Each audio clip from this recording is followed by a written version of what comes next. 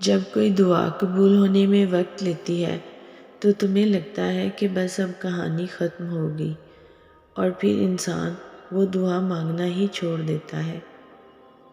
مگر شاید کہانی تو وہیں سے شروع ہوتی ہے، اللہ اور انسان کی کہانی، جب انسان بے بس اور مجبور ہو کر اللہ سے اپنی دعاؤں کا نام نہیں لیتا، بلکہ اللہ سے اپنے بیمار دل کو ٹھیک کرنے کی دوا مانگتا ہے۔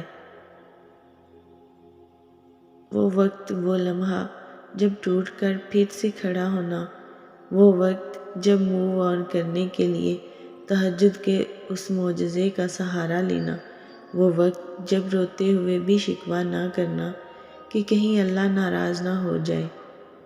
اس وقت اللہ تمہارے ساتھ ہوتا ہے، بالکل تمہارے دل کے قریب۔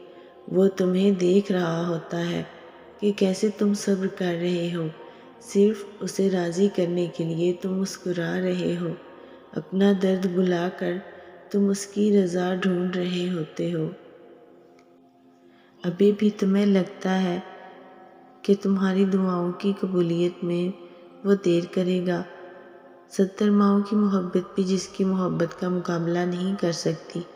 تمہیں لگتا ہے کہ اس کی وہ محبت تمہارے بہتے آنسو برداشت کر سکتی ہے؟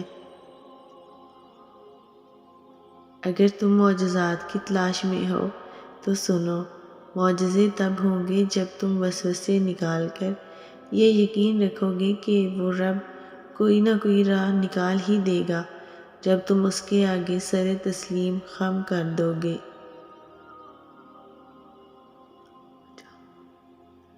جب تم اپنی خواہشات سے زیادہ اس کے حکم کو اہمیت دو گے، اور اس سب کے بعد تم اپنے نصیب کے معجزے دیکھ پاؤ گے۔